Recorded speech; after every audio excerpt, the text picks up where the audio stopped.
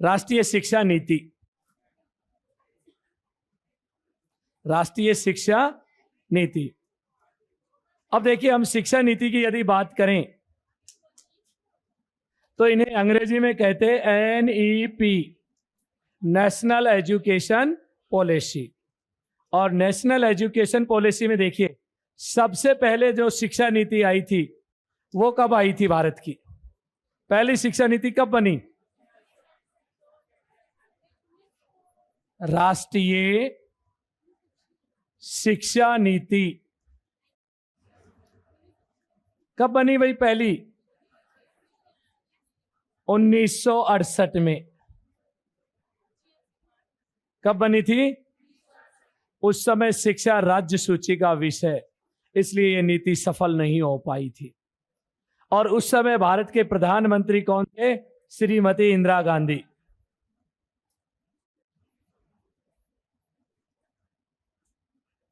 उनके समय आई थी पहली शिक्षा नीति। दूसरी शिक्षा नीति इंडियन एजुकेशन का माइलस्टोन कहा जाता है, जिसे राष्ट्रीय शिक्षा नीति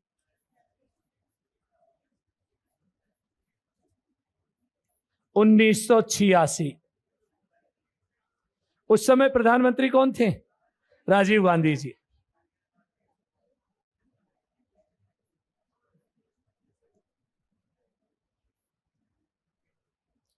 फिर उसके बाद देखिए नवीनतम शिक्षा नीति, इसका नाम भी राष्ट्रीय शिक्षा नीति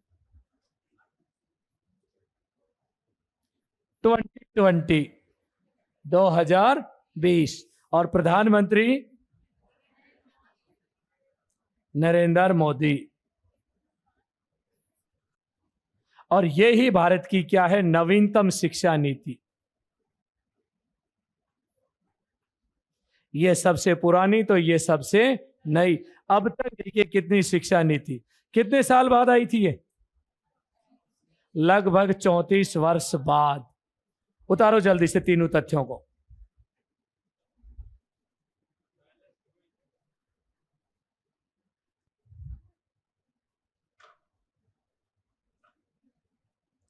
NEP 2020,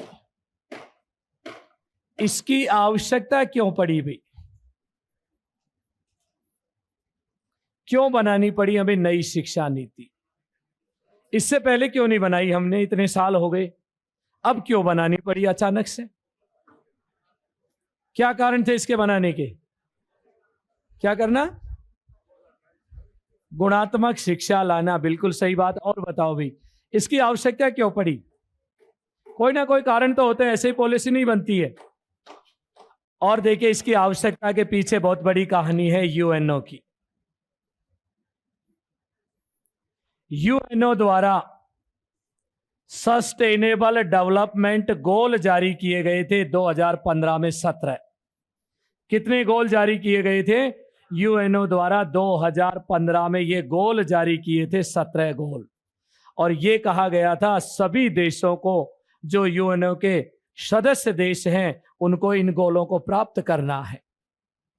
sustainable development goal, GK में पढ़ते हो आप ये, सतत विकास लक्ष्य। एक कंसेप्ट चलता है जिसको हम कहते हैं सतत विकास। और यहां सतत विकास के क्या निर्धारित किए गए? लक्ष्य। कितने? 17। इन 17 लक्ष्यों को एक एक करके प्राप्त करना है सभी देशों के, जितने भी UNO के सदस्य देश हैं। इसीलिए तो देखिए, अपने यहां जो फ्यूल चल रहा है उस फ्यूल को बंद किया जा रहा है। गाड़ियां भी बंद हो रही, उसकी जगह नया विकल्प ढूंढा गया, इलेक्ट्रॉनिक गाड़ियां। अभी तो 22 ही हुआ है, 2030 तक प्राप्त करना है इस लक्ष्य को। कब तक? और जब तक 2030 आएगा तब तक तो देखिए सारी गाड़ियां बंद हो जाएंगी फ्यूल वाली अपने देश से। बहुत जल्दी आउट होने वाली हैं ये कंपनियां। नई बनाती भी नहीं, इलेक्ट्रॉनिक गाड़ियां ज्यादा बना रही हैं। और फ्यूल को महंगा इसीलिए किया जा रहा है ताकि लोगों की पहुंच से दूर हो जाए और गाड़ियों का आवागमन कम हो जाए, क्योंकि हमारे पर्यावरण पर इसके बहुत ज्यादा प्रभाव पड़ रहे हैं। दूसरा देखिए, अब शिक्षा में इनमें से कौन सा लक्ष्य है? शिक्षा में आता है SDG 4। जितने भी लक्ष्य हैं उन लक्ष्य में से चौथा नंबर का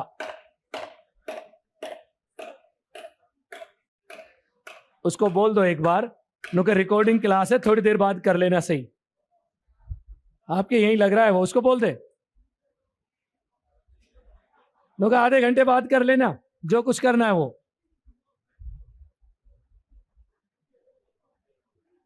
कौन सा लक्ष्य की बात कर रहे हैं? लक्ष्य नंबर 4। पता है इसमें क्या है? Universal quality education. हिंदी में कहेंगे हम इसको सार्वभौमिक गुणात्मक शिक्षा।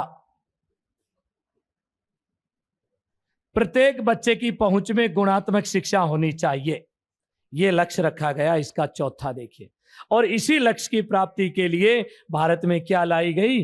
नई शिक्षा नीति का जन्म होता है, क्योंकि हमें इस लक्ष्य को क्या करना है? प्राप्त। 1986 की शिक्षा नीति में तो यह था सभी बच्चों को शिक्षा मिले, एजुकेशन फॉर ऑल, और यहां एजुकेशन फॉर ऑल तो हो चुका। अब तो क्या है? सबको कैसी शिक्षा मिले? गुणात्मक। हर बच्चे को पढ़ना लिखना आए और हर बच्चे को गणितीय गणनाएं करनी आनी चाहिए, और उसमें क्या हो? क्वालिटी हो। और इसी चीज को ध्यान में रखते हुए भारत में लॉन्च कर दी जाती है NEP 2020। और ये NEP एक दिन में नहीं आई। जब 2015 में लक्ष्य नंबर 4 के ताने बाने बुनने शुरू हुए, उसी समय जनवरी 2015 को MHRD ने घोषणा कर दी थी कि हम नई शिक्षा नीति लेकर आएंगे। किसकी घोषणा हो जाती है? नई शिक्षा नीति की प्रक्रिया शुरू हो जाती है। प्रक्रिया प्रारंभ। फिर उसके बाद 2016 इस शिक्षा नीति का क्या बना दिया जाता है? अध्यक्ष। पहले अध्यक्ष किसको बनाया था इस शिक्षा नीति का? पहले देखिए, कैबिनेट सचिव थे, शिक्षा सचिव भारत सरकार में, उनको बनाया गया था इसका अध्यक्ष। और कब बनाया गया था? मई में। और उनका नाम था TSR सुब्रमण्यम।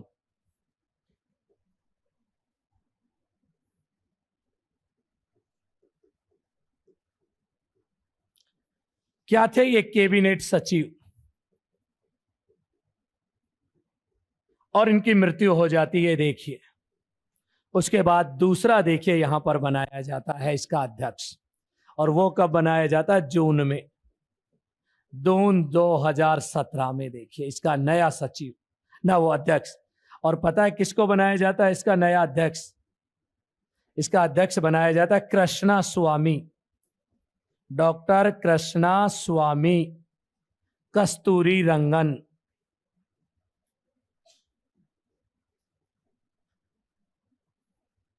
और इनके द्वारा पूरा मसौदा तैयार किया जाता है अब आखिरी में। और फिर ये देखिए किसको दे देते हैं पूरा का पूरा तैयार करके? MHRD मंत्रालय। और मंत्रालय द्वारा देखिए इसकी घोषणा की जाती है 29 जुलाई 2020 को। किसकी घोषणा कर दी जाती है? शिक्षा नीति का अनुमोदन यानी घोषित कर दी जाती है, या हम कह दे जारी कर दी जाती है। तो कब जारी हुई ये नई शिक्षा नीति? 29 जुलाई 2020 को। उस समय MHRD जो मंत्री थे रमेश चंद्र पोखरियाल निशंक, उनके द्वारा जारी की गई थी ये शिक्षा नीति हमारी 29 जुलाई 2020। कहानी शुरू कब से हुई थी?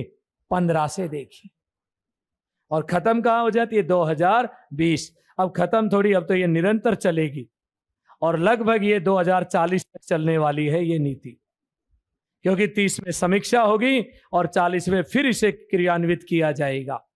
30 तक ज्यादातर योजनाओं को लागू कर दिया जाए। बहुत सारी योजनाओं का तो टारगेट 2025 ही है, और कुछ योजनाओं का है 2030, जैसे बीएड की मान्यता रद्द करना 30, उसके बाद 2 साल वाली बीएड और राजस्थान के इंटीग्रेटेड कोर्स सब इनवैलिड हो जाएंगे अपने यहाँ पर। इसके द्वारा नए कोर्सेज दिए गए हैं, उनमें एडमिशन लीजिए, वो वैलिड रहेंगे आगे समय तक। 4 ईयर की देखिए integrated course of teacher education programmes, वो आएंगे आगे, जब मैं एक एक विशेषताएं बताऊंगा तब उनकी व्याख्या भी करूंगा। तो पहले हमारी शुरुआत कहां से हुई? UNO के एजेंडा कौन सा था? SDG 17, हमें तो कौन सा चाहिए? चौथा। और इस लक्ष्य को प्राप्त करने के लिए क्या घोषित कर दी? शिक्षा नीति। लिखो आप इसमें, हेडिंग डालिए NEP 2020। NEP 2020 लिखो इसमें, संयुक्त राष्ट्र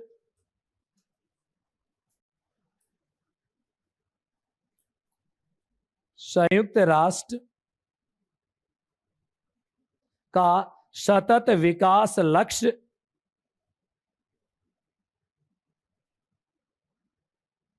संयुक्त राष्ट्र का सतत विकास लक्ष्य, कोष्टक में लिखना SDG 04। ये SDG 04 को प्राप्त करने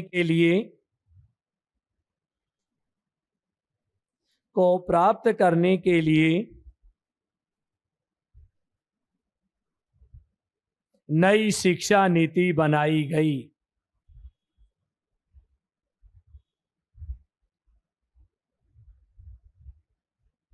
नई शिक्षा नीति बनाई गई।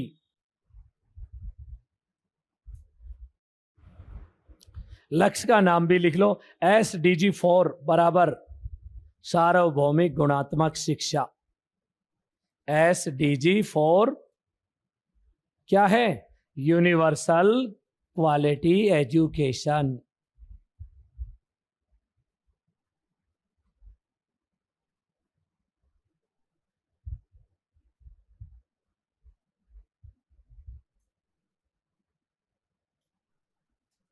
अब ये पूरी प्रक्रिया लिखो, जनवरी 2015 से जुलाई 2020 की चारों तारीखें लिख लीजिए आप।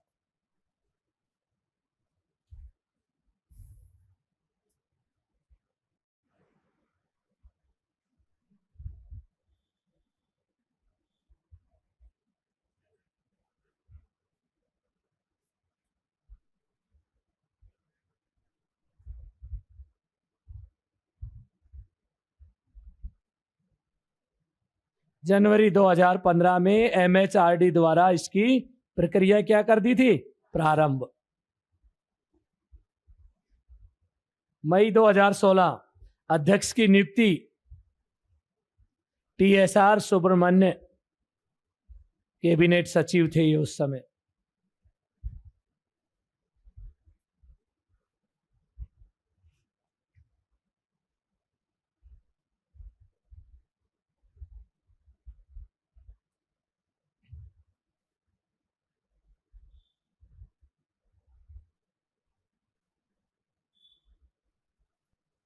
कब घोषित की गई शिक्षा नीति? उतार लिया ये चारों तारीख? ये याद रहे या नहीं रही, लेकिन ये याद रखना कब घोषित की गई? 20 जुलाई 2020। इसीलिए इसको कहते हैं NEP 2020। बन तो 19 में गई थी ये, और इसे जारी भी करने वाले थे, लेकिन फिर इसका प्लान बदल दिया गया, बाद में जारी की गई इसे। कब? 2020 में। आगे चलते हैं। देखिए, इसके अंदर सबसे ज्यादा जोर दिया गया 5 शब्दों पर। इस नीति में किस पे जोर दिया गया? 5 शब्द कौन से हैं? ट्रिपल ए, EQ, इन 5 शब्दों पर जोर दिया गया है इस पूरी पॉलिसी में। 5 कौन से हैं? और ये पूछे भी जाते हैं एग्जाम में। पहला देखिए, ए का मतलब एसेस, पहुंच। प्रत्येक बच्चे की पहुंच में होनी चाहिए शिक्षा, इसलिए पहला शब्द लिया है ए। दूसरा देखिए, अकाउंटेबिलिटी।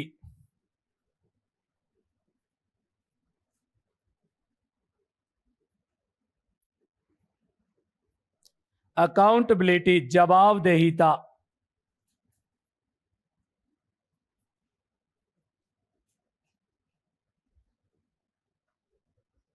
जवाबदेहिता का अर्थ होता है किसी ना किसी को जिम्मेदार बनाओ आप। पहले हमारे अधिकारी टालते रहते थे, ये मेरा काम नहीं दूसरे का, दूसरा कहते हैं मेरा काम नहीं उसका।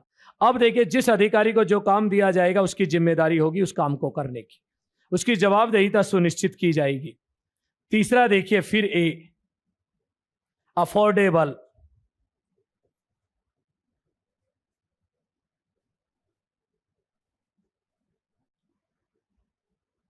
और अफोर्डेबल का अर्थ होता है किफायती,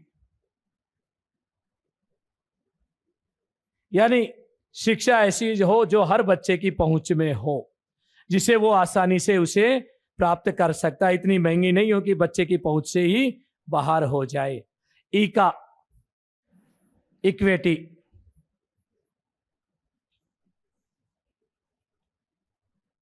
समता कहते हैं जिसको हम। समता का मतलब समावेशी शिक्षा, प्रत्येक बच्चे को शिक्षा से जोड़ा जाए, चाहे हमारा विकलांग बच्चा ही क्यों न हो, वो भी शिक्षा से वंचित नहीं रहना। या जेंडर गैप जो हमारे समाज में देखने को, लड़के और लड़कियों में भेद होता है शिक्षा का। लड़के को तो दूर तक भेज देते हैं पढ़ने के लिए, और लड़की को घर के पास के स्कूल में भी नहीं भेजा जाता, उसकी पढ़ाई छुड़ा दी जाती है। इसलिए किसकी बात कही गई है? समता की। और लास्ट है जिस पर जोर दिया गया, क्वालिटी, गुणवत्ता। उतारो भाई इसको। ये 5 शब्द हैं जिस पर जोर दिया गया इस पॉलिसी में। AAEQ,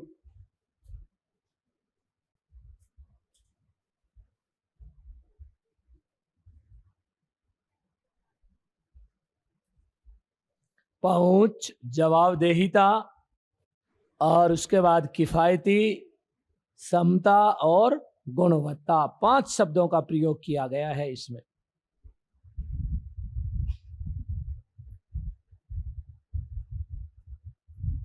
और देखिए ये है शिक्षा नीति जो जारी की गई, पूरी बुकलेट ओरिजिनल देखिए आप। 107 पृष्ठ है लास्ट में, देखिए 107 पन्नों की पूरी बुकलेट है, जिसके अंदर 4 तो देखिए इसमें भाग हैं और 27 अध्यायों में लिखी गई है ये पूरी। कितने अध्याय हैं इसके अंदर? 27 अध्याय और 4 भागों में लिखी गई पूरी देखिए एजुकेशन पॉलिसी। मैंने मेरे टेलीग्राम चैनल पर भी डाला इस चीज को, ताकि आप लोग उसके देख सके, कम से कम पन्ने उलट के ही देख लें, क्योंकि वो रंग बिरंगी है। ये तो ब्लैक एंड व्हाइट ही है, वहां इसका कलर भी पता लग जाए कि कलर क्या है। तो इस तरह से देखिए, और हमें देखिए आगे की जो शिक्षा है, जो रणनीति है, सारी इसी पर आधारित है। आप लोगों को तो देखिए इसका सामना ही करना पड़ेगा नई शिक्षा नीति का। उतार लिया ये। अब देखिए इसमें भाग कितने हैं? भाग हैं 4। शिक्षा नीति में कितने भाग हैं? 4। और अध्याय कितने हैं? अध्याय है इसमें 27। 4 देखिए भाग कौन कौन से हैं। पहला भाग देखिए आप, स्कूल शिक्षा। क्या नाम है? अब मुझे बताओ, स्कूल शिक्षा कौन सी क्लास तक होती है? कहां से कहां तक होती है?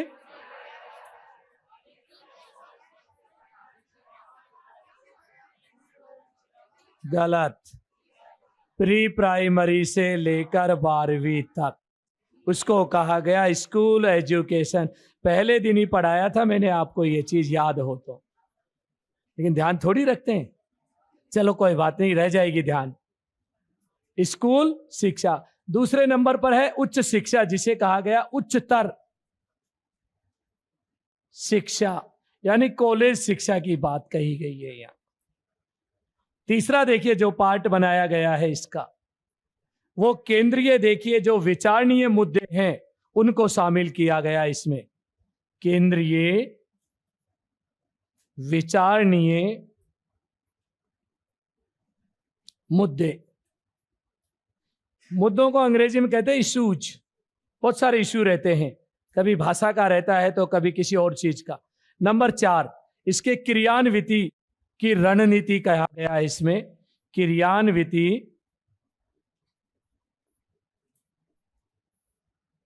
की रणनीति, यानी इसकी व्यूह रचना।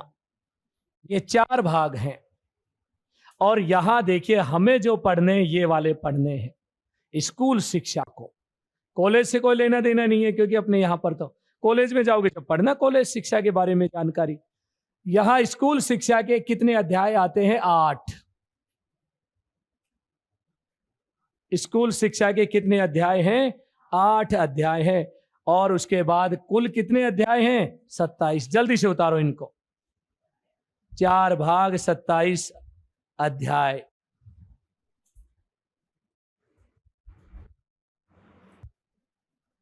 स्कूल शिक्षा में कितने अध्याय हैं? 8। और इन 8 को पढ़ेंगे हम एक एक करके, कोई बड़े नहीं है, छोटे छोटे पार्ट हैं ये।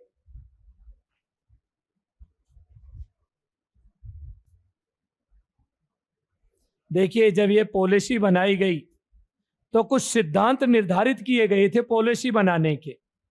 वो कौन से सिद्धांत हैं जिनका निर्धारण पहले किया गया, फिर ये नीति का निर्माण किया गया? तो हेडिंग डालिए सिद्धांत, शिक्षा नीति के सिद्धांत। और वो सिद्धांत कौन कौन से हैं देखिए, उन्हें लिख लीजिए आप एक एक करके।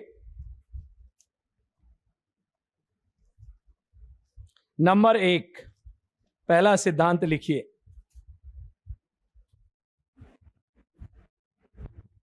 प्रत्येक बच्चे की अपनी विशिष्ट क्षमताएं होती हैं। प्रत्येक बच्चे की अपनी विशिष्ट क्षमताएं होती हैं। पहला सिद्धांत। क्या क्षमता होती है बच्चे की? उन बच्चे की क्षमताओं को पहले स्वीकार करें, फिर पहचान करें, फिर उनका विकास करें। जो भी क्षमताएं हैं इनको ध्यान में रखा गया शिक्षा नीति के निर्माण में। पहला सिद्धांत, प्रत्येक बच्चे में कोई ना कोई क्या है? क्षमताएं भरी हुई होती हैं। उन क्षमताओं की क्या करना है? पहचान। और पहचान करके फिर उनका क्या करना है? विकास। कैसे पहचान करें और कैसे उनका विकास करें, इसकी रणनीति किसमें बताई गई है? आगे शिक्षा नीति में बताई गई है, उनके अध्याय में। आगे लिख लो इसमें, प्रत्येक बच्चे की अपनी विशिष्ट क्षमताएं होती हैं, जैसे स्वीकार करना,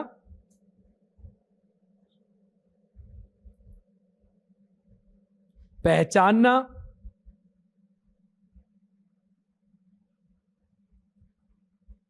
स्वीकार करना, पहचानना और उनका विकास करने की योजना बनाना। और उनका विकास करने की योजना बनाना।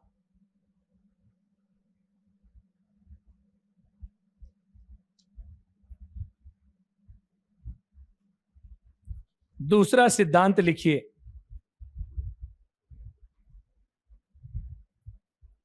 मानवीय और संवैधानिक मूल्यों के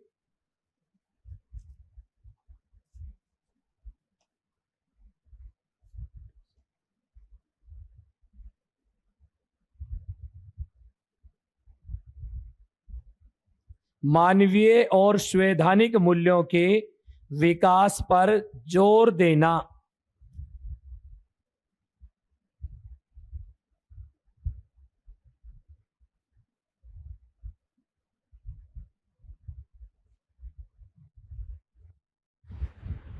तीसरा लिखिए,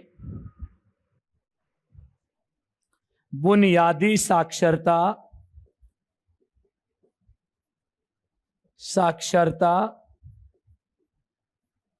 एवं संख्या ज्ञान।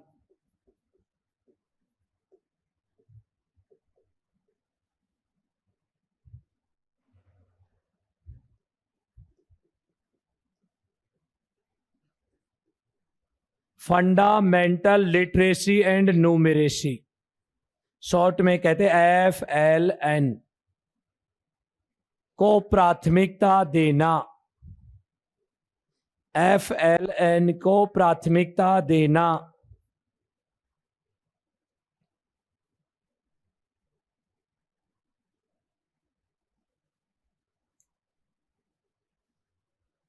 इसमें यह है, जब बालक तीसरी में आए, कौन सी क्लास में आए, और उसकी उम्र रहेगी लगभग 8 वर्ष, जब बच्चा तीसरी में आए तो उसे इन सारी चीजों का ज्ञान होना चाहिए। बुनियादी साक्षरता, पढ़ना लिखना और संख्या का ज्ञान, यानी गणित का ज्ञान हो उसको। हमारे यहां तो 7वीं के बच्चे को भी ज्ञान नहीं होता है, कई बार किताब पढ़वाते हैं तो पढ़नी नहीं आती। इसलिए इस पॉलिसी में कहा क्वालिटी तभी आएगी जब बच्चे को पढ़ना लिखना आएगा। तो सबसे ज्यादा जोर किस पर दिया है, इसी कार्यक्रम पर, और इस कार्यक्रम को कहा जाता है FLN। चला दिया ये कार्यक्रम।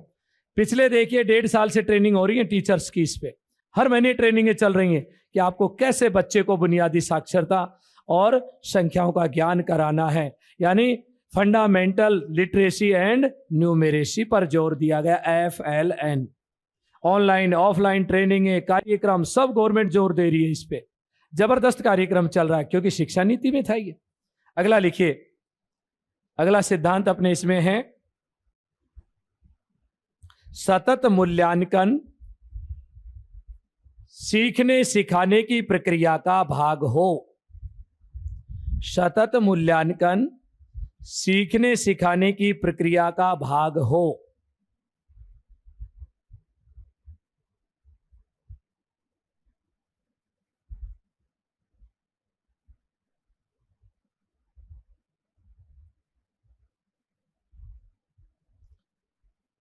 और अब तो एक और नया कार्यक्रम, 12वीं तक कोई सब्जेक्ट नहीं होंगे, आर्ट साइंस कॉमर्स कुछ नहीं होगा। बच्चा चाहे जिस विषय को चुने, चाहे जिसको पढ़े, गणित के साथ हिंदी भी पढ़ सकता हो, और हिंदी के साथ साथ भूगोल भी पढ़ सकता है वो। इस तरह से देखिए, सब्जेक्ट जो अपने वर्गीकरण था ना, ये खत्म कर दिया स्कूल शिक्षा में, लेकिन अभी लागू नहीं हुआ। जैसे ही लागू होगा तो अपने यहां भी हो जाएगा ये पैटर्न। तो लिखिए अगला उद्देश्य, स्कूल शिक्षा अलग अलग वर्गों में बटी नहीं हो।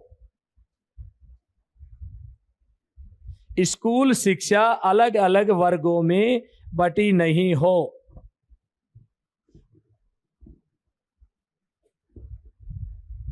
बल्कि एकीकृत हो, बल्कि एकीकृत हो, इंटीग्रेटेड।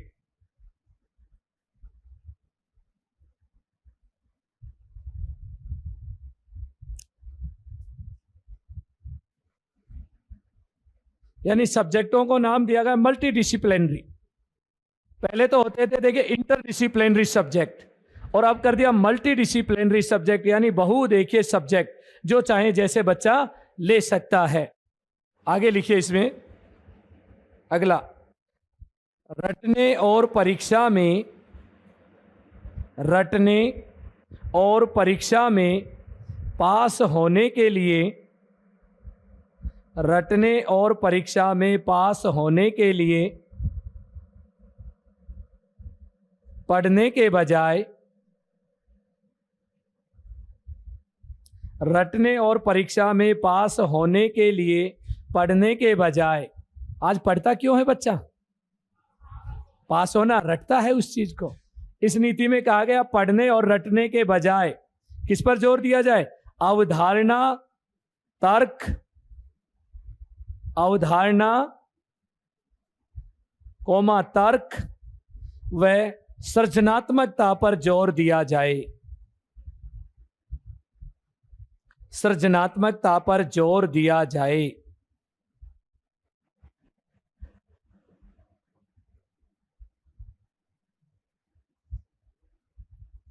अगला लिखिए, शिक्षक शिक्षा की धुरी बने, शिक्षक शिक्षा की धुरी बने।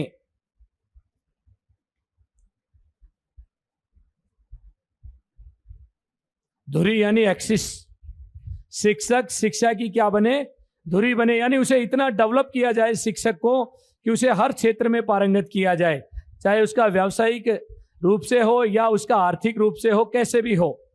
उसके बाद लिखिए अगला, शिक्षा व्यवस्था में, शिक्षा व्यवस्था में पारदर्शिता, स्वायत्तता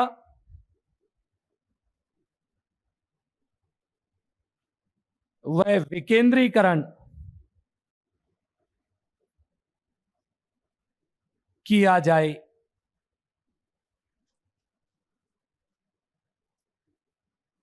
विकेंद्रीकरण किया जाए। एक शब्द है स्वायत्तता, जिसके नाम सुना है ना, RPSC सुना है, BSER बोर्ड। ये सारी स्वायत्त शासित संस्थाएं हैं, सरकार इनका गठन करती है, गठन करने के बाद ये फिर स्वतंत्र रूप से कार्य करती हैं। ऐसे ही कहा गया शिक्षा को भी स्वायत्तता दी जाए और फ्री हैंड कर दिया जाए, उसे काम करने की क्या दी जाए, छूट दी जानी चाहिए। ये तो क्या थे इसके सिद्धांत, जो एक एक करके मैंने आप लोगों को बताया। अब देखिए कुछ महत्वपूर्ण बिंदु भी हैं जो हमारी शिक्षा नीति पर, जिन पर जोर दिया गया है और वहां से अच्छे सवाल भी बनते हैं। लिखिए महत्वपूर्ण बिंदु शिक्षा नीति के, क्या देखेंगे हम, महत्वपूर्ण बिंदु।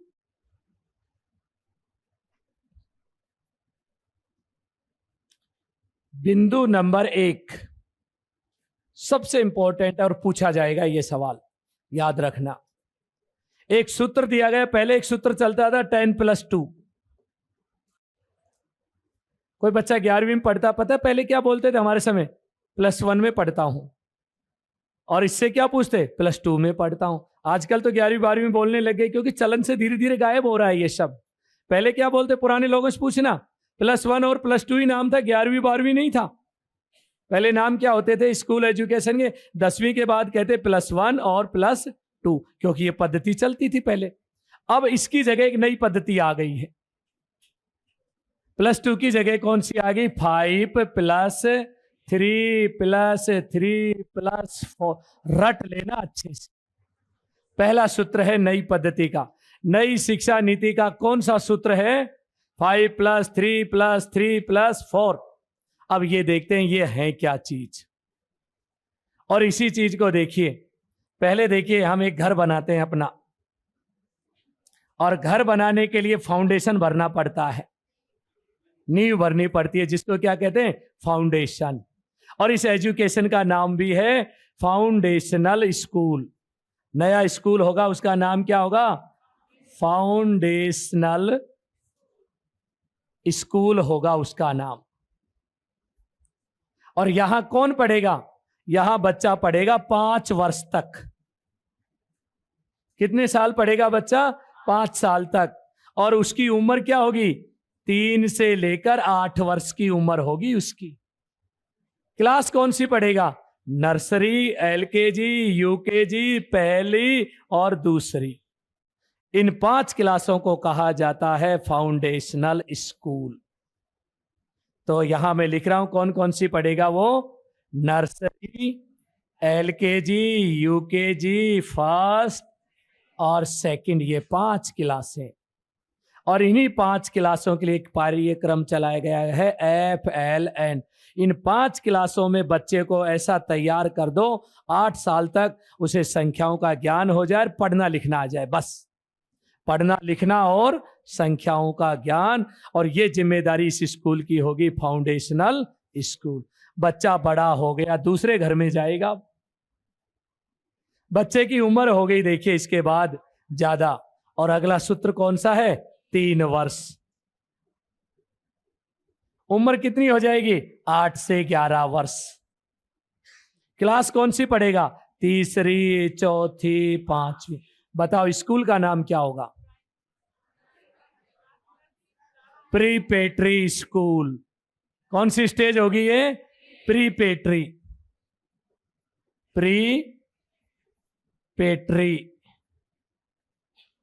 ये अवस्था या स्कूल होगा उसका बच्चे का। देखिए उसके बाद बच्चा और बड़ा हो जाता है। देखिए अगला सूत्र में देखिए वही 3 वर्ष।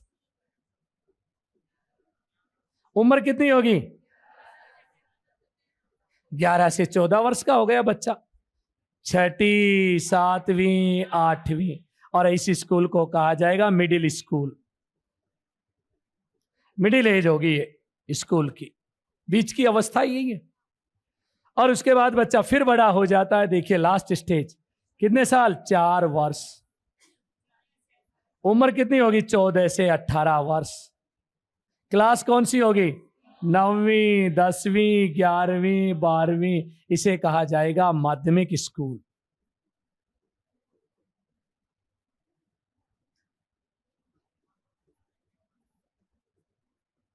आने वाले समय में किताबें 9वीं 10वीं 11वीं 12वीं सब एक जैसी होंगी, मल्टी सब्जेक्ट हो जाएंगे सब। कोई सा चुनिए बच्चा 9वीं से ही, जो पढ़ना चाहता है, गणित पढ़ना चाहता है, हिंदी पढ़ना चाहता है, अंग्रेजी या फिजिक्स केमिस्ट्री बायो, जो कुछ पढ़ना चाहता है वो विषय का चयन करे, पढ़े आराम से।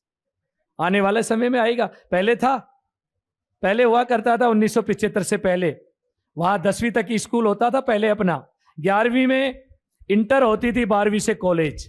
इंटर का मतलब था कॉलेज और स्कूल को जोड़ने वाली योजक कड़ी। पहले 11वीं तक की स्कूल थे अपने यहाँ, फिर बने 12वीं तक, और अब बन गए देखिए 18 साल तक की उम्र तक के स्कूल, 3 से लेकर। पहले 6 से 18 पढ़ते थे बच्चे, और अब जब बच्चा पहली में आता है तो देखिए 1 साल तो उठना बैठना सीखता है, इतने में हम क्या कहते थे, दूसरी में हो गया तू, तो उसका फाउंडेशन कहां से तैयार होगा? सोचिए, होता है क्या? इसलिए 5 साल दिए, उसको पकाओ अच्छे से, और जितनी अच्छी नींव भरोगे उतना अच्छा कंगूरा बनेगा। इसलिए किस पर जोर दिया गया? इसके बनाओ जल्दी से, इस बिल्डिंग का निर्माण करो आप। यह है हमारा भवन, इस सूत्र पर आधारित बनकर तैयार। पहला बिंदु इसका।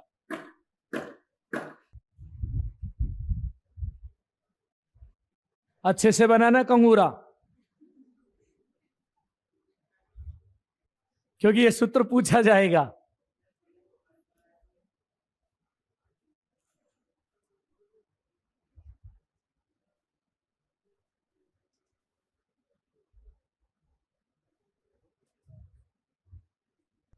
बन गया कंगूरा भाई? चलो आगे दूसरा लिखिए, बिंदु नंबर 2। अब क्या ताजमहल बना रही थी इतनी देर से? एक कंगूरा ही तो बनवाया था मैंने। चलो लिखिए, कक्षा 5वीं तक मातृभाषा में शिक्षा।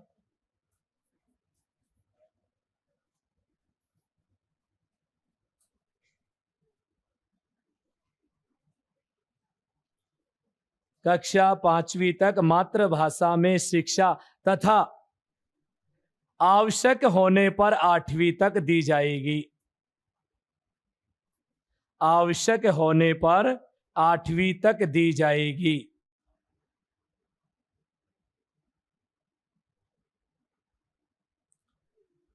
आठवीं तक दी जाएगी। तीसरा बिंदु, 2030 तक GER 100% किया जाएगा। 2030 तक GER 100% किया जाएगा। अब GER क्या है? तो देखिए, जो GER है, G का मतलब होता है ग्रोस, E का मतलब एनरोलमेंट, और R का मतलब रेशो। हिंदी में क्या कहेंगे? कुल नामांकन अनुपात। यानी कोई भी बच्चा स्कूल से आउट नहीं होना चाहिए। जिसने पहली में एडमिशन लिया तो उसकी 12वीं पास होनी चाहिए। हमारे यहाँ क्या होता है, पहलवी में तो संख्या खूब होती है, लेकिन 12वीं तक पहुंचते पहुंचते क्या हो जाते, बच्चे आउट हो जाते हैं। उस चीज को रोकने के लिए कहा गया 2030 तक कितने प्रतिशत करना है इसको? 100% करना है। क्या है ये? सकल नामांकन अनुपात। यानी जो अनुपात है वो जो का त्यों जाना चाहिए 12वीं तक, वो अनुपात घटना नहीं चाहिए।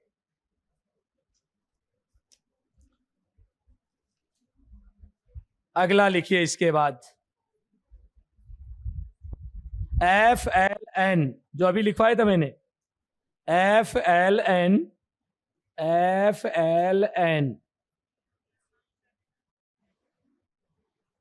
को राष्ट्रीय मिशन बनाया जाए, को राष्ट्रीय मिशन बनाया जाए।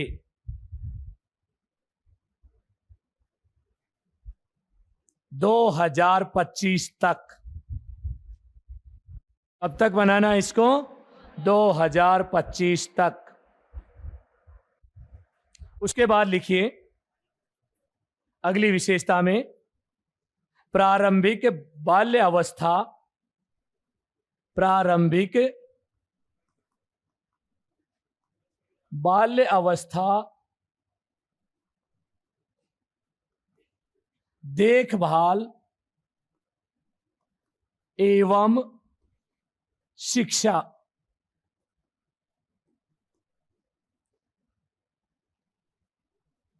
ECCE,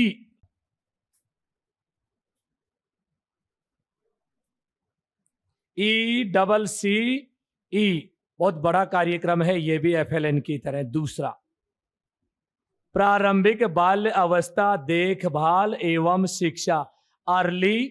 उसके बाद चाइल्डहुड केयर एंड एजुकेशन। पूरा नाम लिख लो, पूछे जा सकते हैं ये नाम भी। अर्ली चाइल्डहुड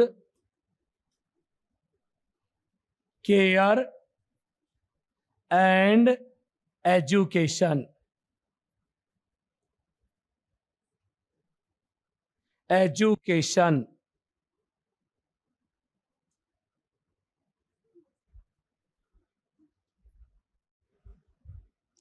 प्रारंभिक बाल्य अवस्था देखभाल एवं शिक्षा, ECCE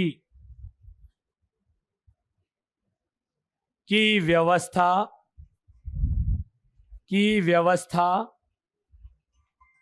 की जाए और इसका पाठ्यक्रम बनाया जाए, की व्यवस्था की जाए और पाठ्यक्रम बनाया जाए। कौन सी क्लास तक होती है शिक्षा? 8वीं, या ना 8 वर्ष तक। और 8 वर्ष तक का बच्चा कहां था? अपने घर में। कौन से स्कूल में था? फाउंडेशनल स्कूल में था। देखिए कहां था वो बच्चा। तो इसका मतलब सबसे ज्यादा जोर ही किस पे दे रहे हैं? FLN इसके लिए आया। ECCE कार्यक्रम भी किसके लिए? इसी के लिए। और लिखिए इसके बाद अगली विशेषता, राष्ट्रीय स्तर पर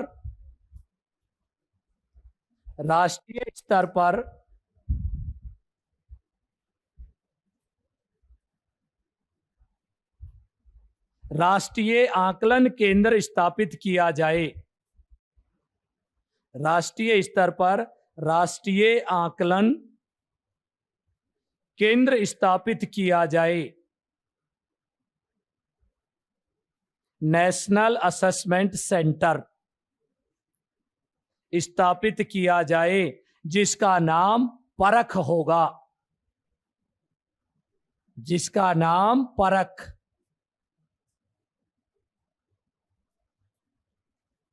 और ये तो रीट में भी आए थे ये सवाल। तो राष्ट्रीय स्तर का मूल्यांकन केंद्र किस नाम से जाना जाएगा? परख। राष्ट्रीय आकलन केंद्र क्या नाम होगा? परख। लिख लो हिंदी और अंग्रेजी दोनों में।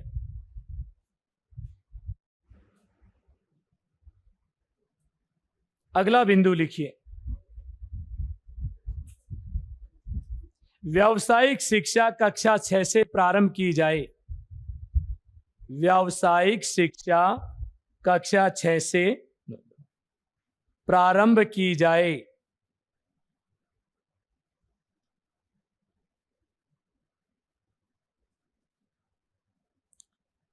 कक्षा 6 से प्रारंभ की जाए। 8वां लिखिए,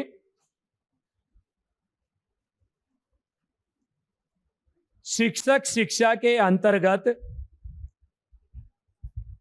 शिक्षक शिक्षा टीचर एजुकेशन के अंतर्गत 4 वर्षीय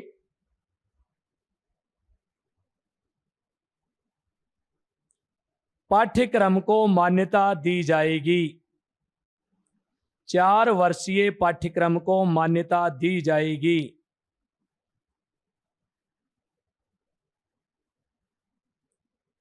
और शेष पाठ्यक्रमों की मान्यता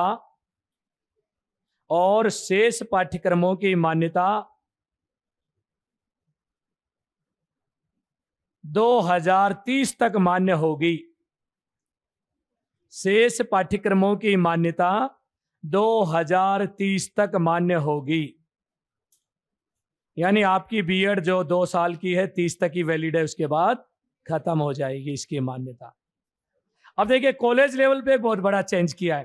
पहले क्या होता था, जैसे आप बीए करते या बीएससी, पहले साल पढ़ते, दूसरे साल पढ़ते, अगर तीसरे साल पढ़ते तो डिग्री मिलती, और बीच में पढ़ाई छोड़ने पर गई आपकी डिग्री। अब नया प्रावधान कर दिया, 1 साल पढ़ लेते हो तो सर्टिफिकेट मिलेगा, प्रमाण पत्र, 2 साल पढ़ लेते हो तो डिप्लोमा मिलेगा, और 3 साल पढ़ लेते हो तो डिग्री मिलेगी। तो लिख लो इस चीज को भी। आखिरी है ये एक बिंदु हो। स्नातक स्तर पर 1 वर्षीय पाठ्यक्रम में प्रमाण पत्र,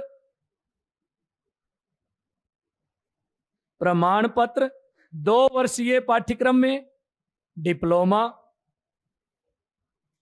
2 वर्षीय पाठ्यक्रम में डिप्लोमा, और 3 वर्षीय पाठ्यक्रम में डिग्री।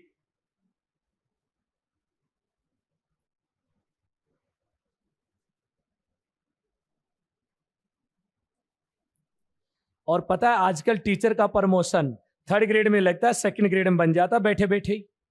एक बहुत ज्यादा काम करता वो भी 2nd में जाएगा, जो काम नहीं करता वो भी 2nd।